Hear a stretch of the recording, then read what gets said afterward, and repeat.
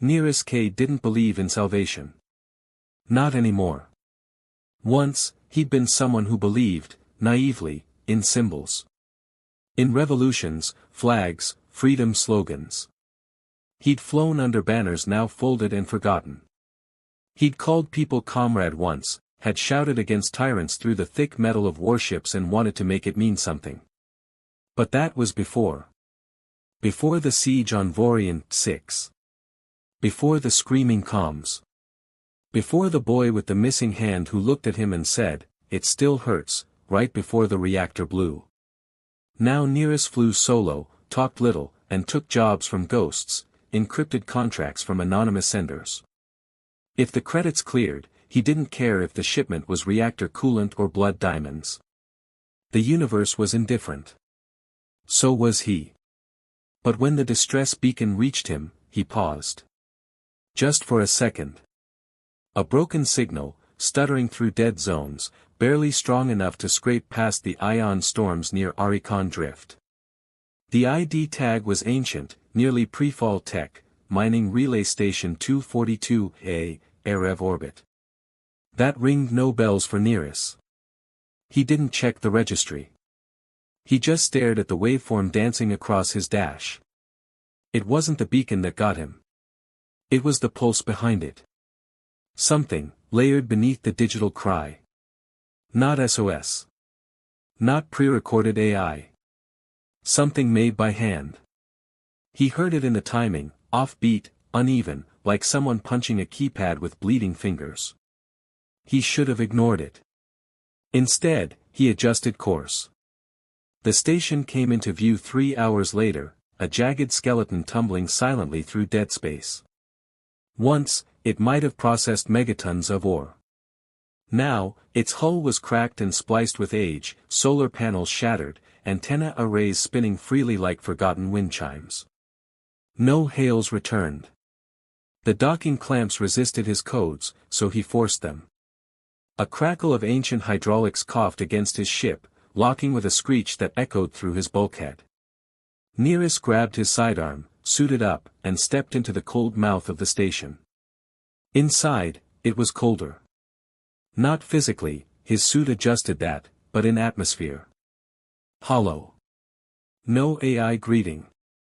No directional lights. Just corridors smudged with black rust and frozen grime. Dripping pipes hung like vines. The only sound was the scratch of his boots and the rasp of filtered breath. He moved deeper, following the emergency signal. What struck him first was the silence. Not the absence of sound, but the presence of something waiting. It felt watched. Studied. And when he entered the core chamber, he understood why. She was there. Suspended. Like a prayer never answered.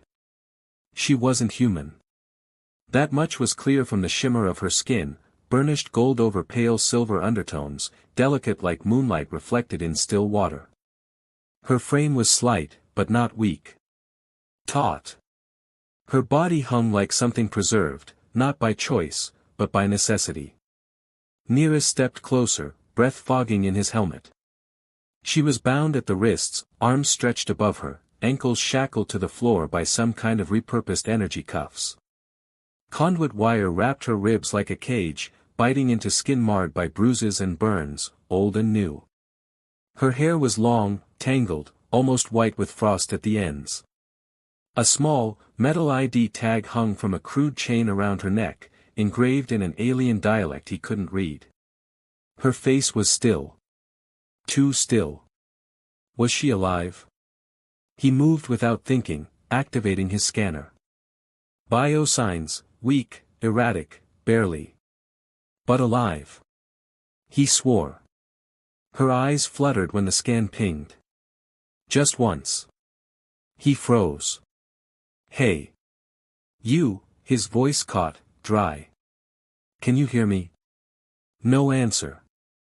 Her lips parted, and a breath escaped. That was it. No words. But it was enough. She was still fighting. The cuffs weren't keyed to any known interface. They'd been welded shut, a barbaric fix meant to ensure permanence. It took Nereus nearly 10 minutes to cut through the bindings, working in silence as her body trembled with each failed spark of strength. He caught her when she collapsed. She didn't cry out. Didn't flinch. Just breathed, shallow and faint, into the crook of his neck as he wrapped her in his thermal coat. The fabric dwarfed her. She barely filled it. Like carrying a shadow, or a dream that had forgotten how to speak. Back on the Vanta Ray, his freighter's cabin was sterile but warm. The med pod hissed open, and he laid her gently inside. She stirred, murmured something incoherent, language foreign but filled with intention. "Hey," he said, voice low, "you're safe. No more wires. No more cold." She didn't answer. But her fingers twitched, brushing the edge of his palm before she drifted out again. Nereus didn't sleep. Instead, he sat in the pilot's chair, watching the stars inch by, and tried not to feel what he felt. It wasn't just pity. It was recognition. Like she'd been someone once. Someone who'd burned as bright as he used to. She woke 2 days later. Not with panic. With awareness. Nereus was running diagnostics on the starboard drive when he heard a quiet scrape, the sound of feet on metal. He turned. She was standing in the doorway, wrapped in a blanket, thin legs trembling. Her eyes met his. They were silver. Not shiny, deep.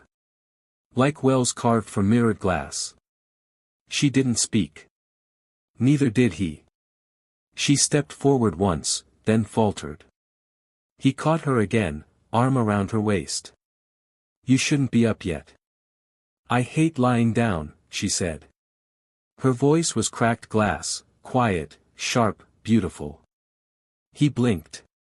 "You speak standard. Enough to ask who you are." "Nereus Cade. I pulled you from the station." Her lips curled, not a smile. A shape close to pain. "Then you're the first human who hasn't hurt me." They didn't fall into trust. They earned it. Slowly. She told him her name was Kara Sale. Her people were from a system burned in a border dispute 10 years ago. She'd been taken during a raid, sold as a cultural artifact, a trophy, then passed through hands until someone left her to rot in that station. "They forgot about me," she said one night, staring out the porthole. "No," Nereus said, voice low. "They wanted you to vanish." She looked at him then. Like she was seeing him. "Why did you come?" He hesitated. Didn't think. Just heard the signal. "That's not an answer." He looked down. "I used to wait for help. Once. No one came for me either. Over the weeks, they healed." Kara's body regained strength faster than he expected. She moved with grace, but behind every motion, he could see restraint. Like she was afraid of taking up space. One evening, as they floated near a gas giant's rings, she reached for the console without asking. Her fingers traced a navigation line, recalculating a safer path through the belt. He raised a brow. "You fly." "I used to." A pause. "You're letting me now." He gave her a wry smile. "We're past the letting stage. You can do what you want." "Don't say that," she said sharply. "You don't know what I want." He didn't flinch. "Then show me." She looked at him, mouth half open, a breath caught in her throat. And then she laughed. Not a loud laugh. Just a quiet exhale that had never been free enough to exist before. The kiss wasn't planned. It happened on day 27, after she fixed a wiring fault in the hydro system and got soaked in coolant. She emerged from the engine bay, dripping and swearing in her native tongue, and he couldn't help it. He laughed. She glared, then smirked. He handed her a towel. Their fingers brushed. They froze. She looked at him, wide-eyed, unsure, hungry. He didn't speak. Just leaned forward, slow, giving her time to stop him. She didn't. Their lips met like a whisper. Not lust. Not desperation. A question. And her answer was yes. That night, they slept side by side in the quiet dark of the freighter. She didn't touch him. Not more than the kiss. But her head rested near his shoulder, her breathing slow and steady. Neera stared at the ceiling and felt something tear quietly in his chest. It wasn't pain. It was hope. Kara Sale remembered silence more than sound. It had been her only constant for nearly 6 years. Before the station, before the shackles, before they stripped her name down to a serial number, she had been loud. She'd argued with mechanics twice her size, shouted across sky bridges during engine storms, sang navigation chants while soldering open conduits. That girl felt far away now, reduced to a ghost wrapped in metal bindings and silence. But in the quiet warmth of the Vanta Ray, sound slowly returned. Not through music. Not through shouting. Through Nearest. The way he breathed when he worked.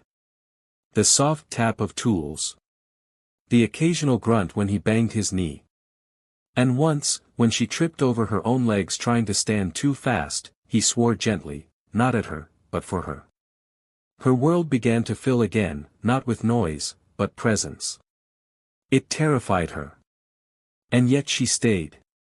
The second week, he taught her how to recalibrate the life support unit. She hadn't asked. But she'd hovered behind him while he worked, hands fidgeting with the edge of the counter, biting her lip each time he reversed the polarity sequence. "Want to do it?" he finally asked without turning. She froze. "Yes." He slid the tools over. "Go ahead." No permission. No performance.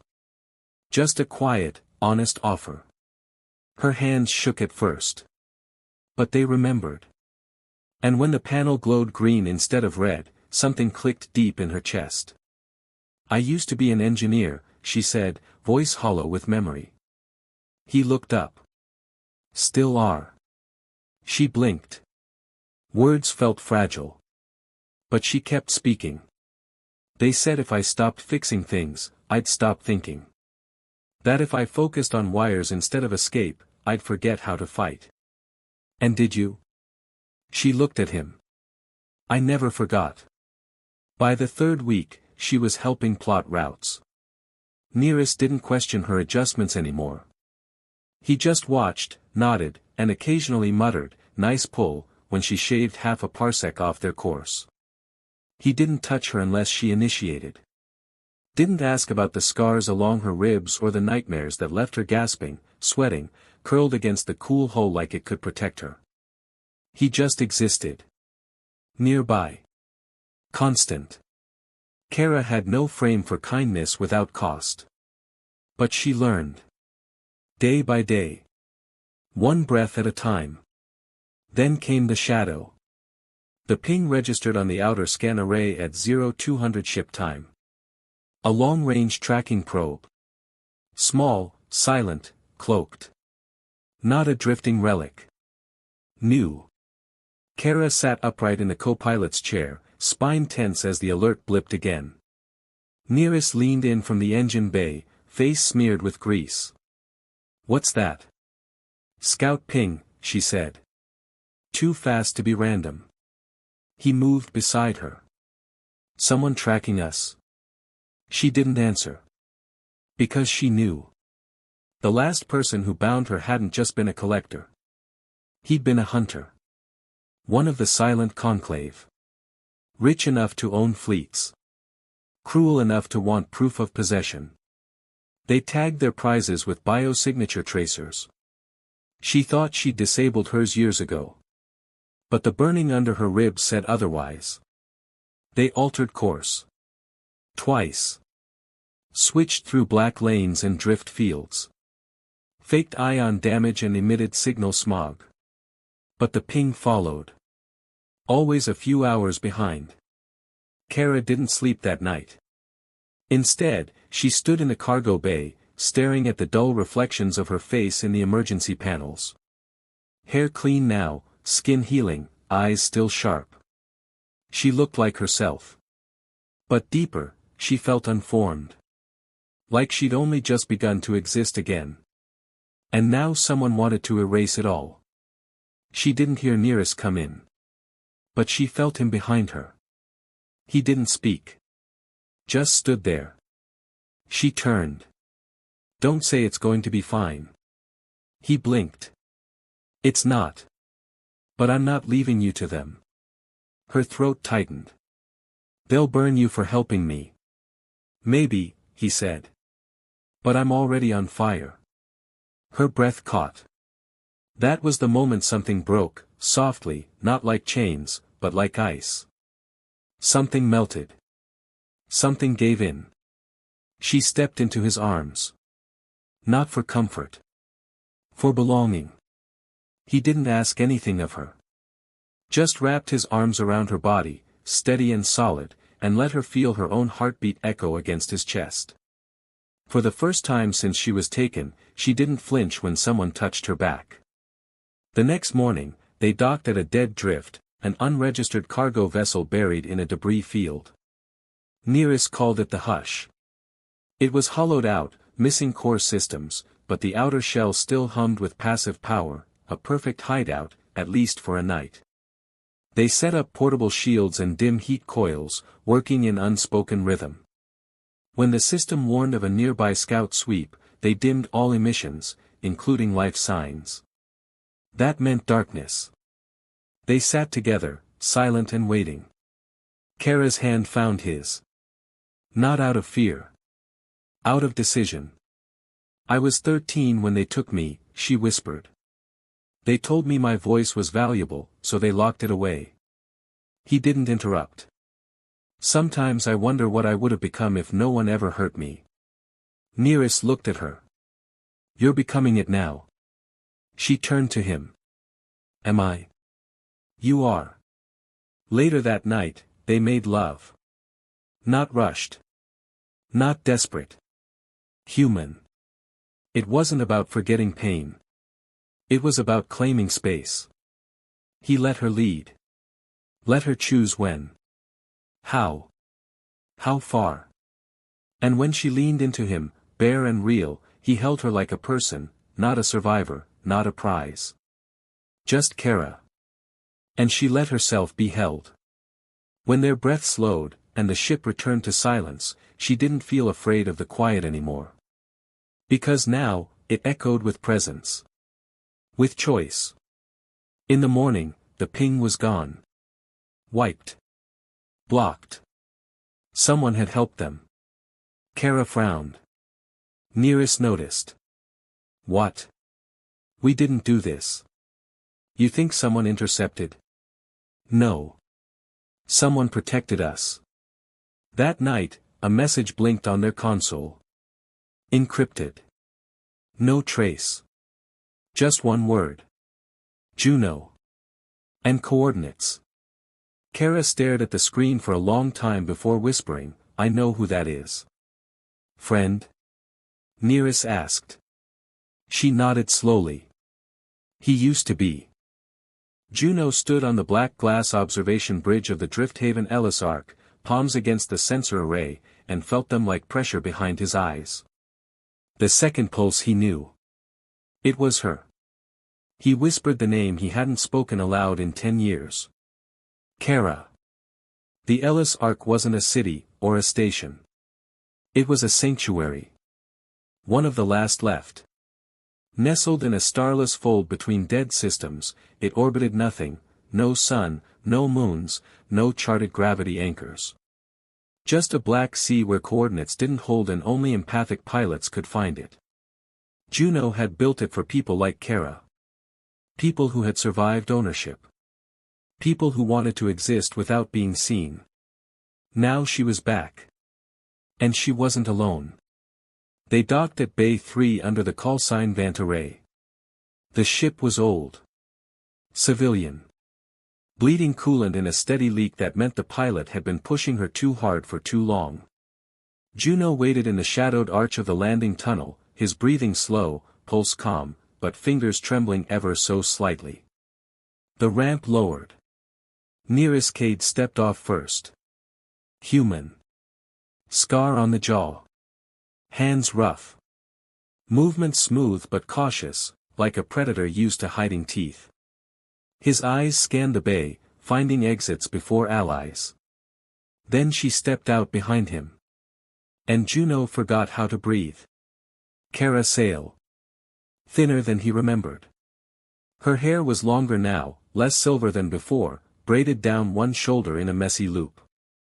Her skin, once gold like polished copper, looked pale, washed by time and hardship. But her eyes. They were bright. Alive.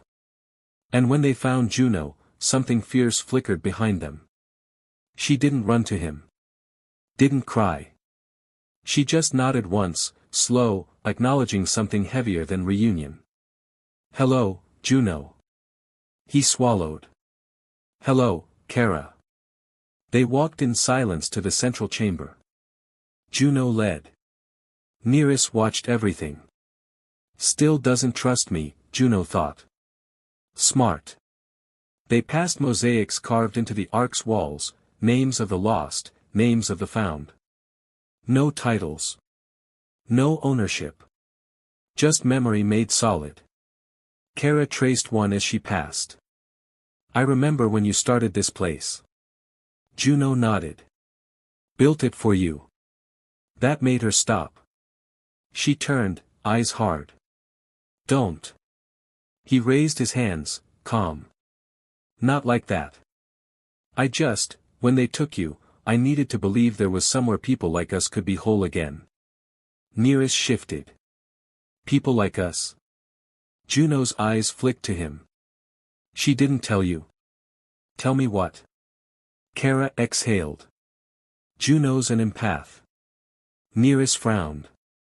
I thought that was a myth. Juno smiled without warmth. Aren't we all? Later, in the quiet of the Ark's guest wing, Juno sat alone with Kara. Nereus had gone to scan the ship, trusting no one, not even an old friend of hers. Kara didn't argue. She sat across from Juno, hands wrapped around a thermal mug, fingers twitching slightly, always needing motion. Do you hate me? Juno asked quietly. She looked at him, sharp. Why would I? I saw you in my mind. I felt you vanish. And I did nothing. She was silent. Then, you weren't there. I should have been. You couldn't have been. He looked down. I begged the conclave for years to trade you. I offered myself. I know, she said. You know. She nodded slowly. They told me. Said you were weak. That you wanted mercy in a world where only ownership mattered. I would have broken every law in the galaxy to get you back. Kara's voice softened. Then why didn't you? That stopped him. I think, he said slowly, I didn't want to break. The room was quiet. Then Kara spoke. Juno, this is Nereus. He saved me. Not just from the station. From myself. Juno watched her. You care for him. I do. More than me. She flinched. It's not a contest. Maybe not, he said gently. But it still hurts. The next day, the warning flare reached the Ark. A ripple through the void. Not an attack. Not yet. Just a signal. Something was coming. And it was coming for her. Juno pulled Nereus aside in the service corridor near the power node banks. The hum of the Ark muffled most sounds. Juno didn't speak right away. He just felt Nereus. Sensed the heat, the tremor behind the calm. The bone-deep fear that came from caring too much. You'll never outrun what's chasing her, Juno said. Nereus's jaw tightened. We've done pretty damn well so far. Not enough. This isn't just a collector. It's a consequence. And consequences don't forget. Nereus leaned in. Then we make it regret remembering her. Juno blinked, surprised. You'd die for her. I didn't pull her out of that cell to let her fall back in. Juno studied him. Good, he said softly. Because I think she'd live for you. The next night, Kara stood on the edge of the observation deck, stars painted like ash across the void. Juno found her there. She didn't turn. You still dream the same way, he said. She did turn then, slowly. What do you mean? You talk in your sleep. Always have.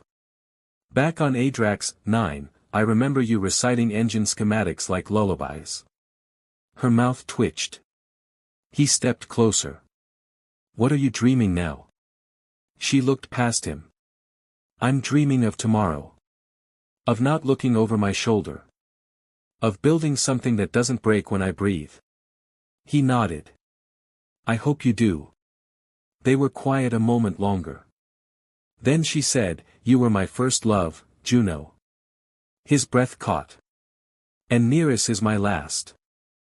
Lauren Vesk always preferred silence before a kill. The moment before the barrel hums, before the target screams or flees, that's when truth happens. You see who people really are in the stillness. Do they pray? Beg? Laugh? Most don't even breathe. He liked that. That truth.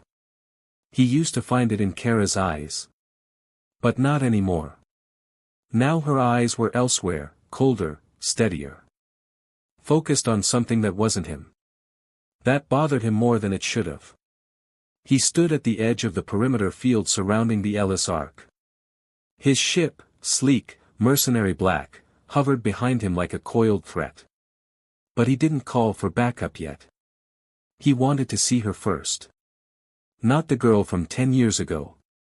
Not the firebrand he'd helped sell to the Conclave. Not the trophy hung beneath a frozen beam. The woman who escaped him. He needed to see her eyes again.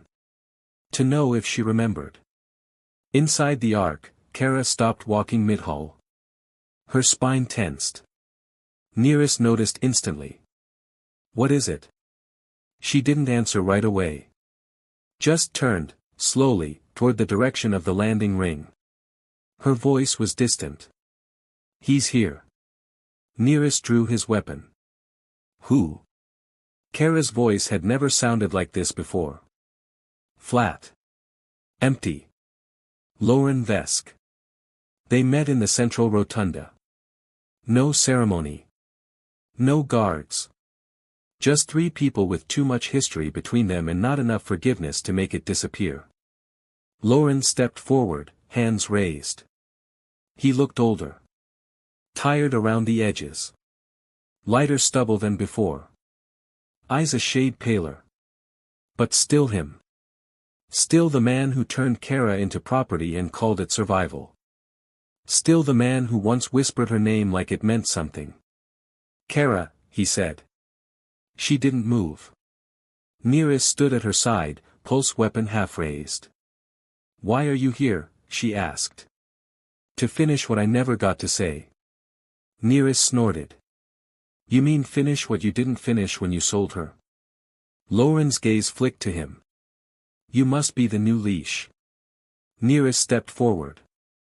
Kara stopped him with a hand to his chest. No, she said. Her voice didn't tremble. I want to hear it. Lauren hated how small his voice sounded when he spoke. I didn't want it to be like that. You mean the chains? Kara asked. The cages? The days where I forgot my own name? I didn't know what they'd do to you. That's a lie. He didn't deny it. Just said, I was trying to survive too. She shook her head slowly. You had power. You used it to be invisible. He swallowed. And you used it to escape. I didn't escape, she said. I clawed my way out. Silence. Then. Why are you really here? She asked. Lauren's eyes flicked to Nereus, then back to her. To see if I still mattered.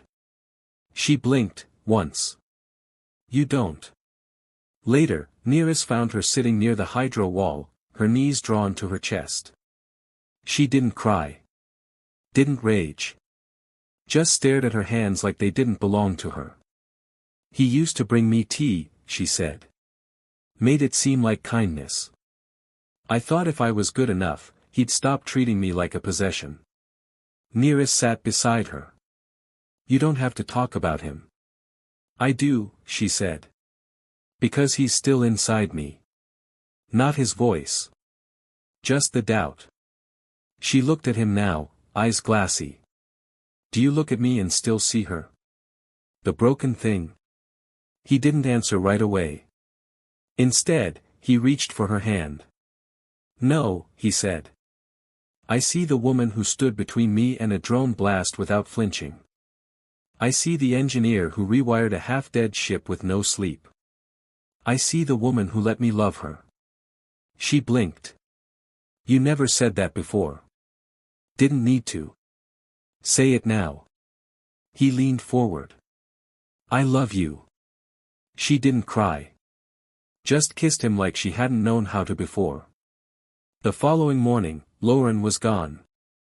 Left a single encrypted message on the central console. I owed you honesty. You gave me silence. We're even now. Don't look back. Kara read it once. Then deleted it. She stood taller afterward. That night, a new threat appeared. A ping in the lower system channel. Nereus pulled it up on the view screen, and cursed. A retrieval order. From the Conclave itself. Tagged, Asset Designation Kara Sale. Status, Reacquire or Destroy. She looked at him. We have to go, she said. He nodded. Back into the dark. No, she said. Forward.